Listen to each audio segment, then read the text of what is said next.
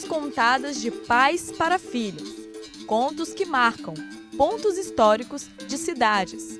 Relatos dos mais antigos sobre acontecimentos sobrenaturais. Tudo isso faz parte do folclore. O folclore, na verdade, é um conjunto de fatores que formam a identidade de um povo. Entre esses fatores estão as lendas, os causos, as histórias que vão perpetuando ao longo do tempo. Essas histórias, essas lendas são de fundamental importância porque, no fundo, elas sempre passam uma mensagem, um cunho educativo. Além do mais, resgata algum fator histórico, faz com que as novas sociedades, as novas gerações, criem raízes com seus antepassados. Então as lendas, os mitos, na verdade, eles servem de um elo das novas gerações com gerações que já perpetuaram-se. Aqui em Porto Velho há várias lendas que marcam a história da cidade, principalmente no entorno da Praça da Estrada de Ferro, Madeira Mamoré.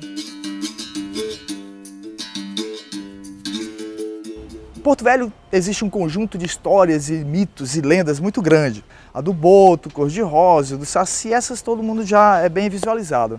Mas existem outras tão pouco conhecidas da grande maioria, mas que também faz parte do nosso conjunto folclórico. Aqui, por exemplo, nós temos a história do povo Mura. O povo Mura era um povo guerreiro que habitava aqui a região do Rio Madeira. Hábeis navegadores, esse povo dificultou a navegação do colonizador até o século XVIII. Conta-se que Tupã veio à terra e colocou uma sementinha dentro de uma rocha. Vez ou outra, Tupã descia e alimentava essa semente com sabedoria, com força, com vigor, com inteligência. E essa semente foi crescendo, crescendo, crescendo.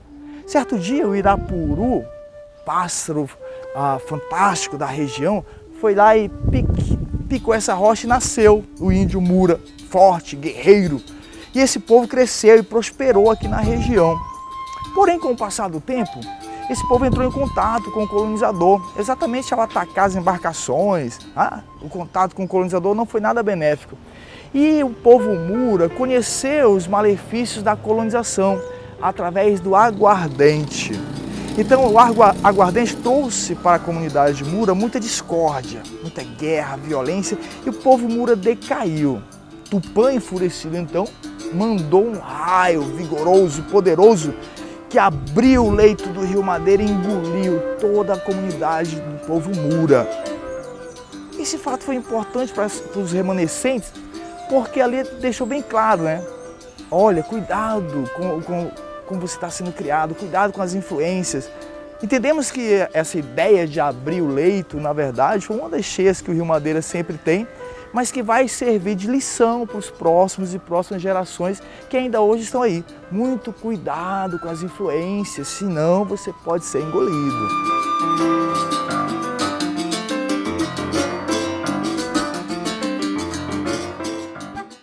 Outra história que tem relação direta com o surgimento e a história de Porto Velho é a famosa história do Menino dos Trilhos. Após a decadência da borracha, os trens que vinham de Guajará-Mirim para cá passaram a trazer castanha. A garotada, a juventude que habitava ali a região do Triângulo, passaram a pegar essas castanhas, seja à noite, quando o trem já estava estacionado, ou mesmo durante a passagem.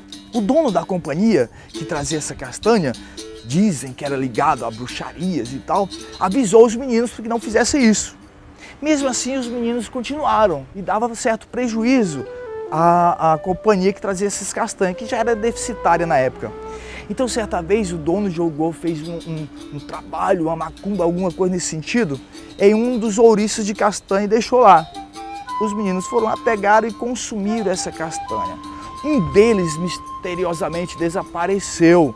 E vez ou outra, ele aparecia na fumaça dos trens, fazendo com que a garotada toda corresse com medo. Quando via o trem, já se escondia com medo.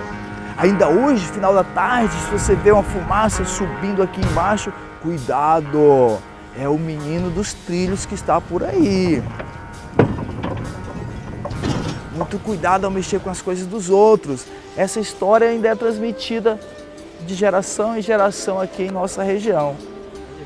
Essas histórias deixadas por gerações passadas têm uma importância fundamental e que deve ser resgatada. Muitas não estão escritas e é passado oralmente, mas no fundo ela nos deixa lições importantes. Mostram como a criança deve ser educada, mostra a importância de grandes obras, de pessoas que vieram aqui construir, mostra a importância de povos que constituíram essa região. Então essas lendas devem ser cada vez mais difundidas na sociedade. Pouco se vê ultimamente pais que param para contar a história para seus filhos. Custa buscar alguma coisa, busque no fundo histórico de nossa região. Porto Velho é riquíssimo em muitas lendas e histórias, contos que enaltecem e que no fundo trazem lições, né, que vai instruir seu filho no mundo melhor, no mundo da educação. Então essas lendas servem no fundo para fortalecer laços familiares, além de trazer lições de vida, lições de aprendizagem para futuras gerações.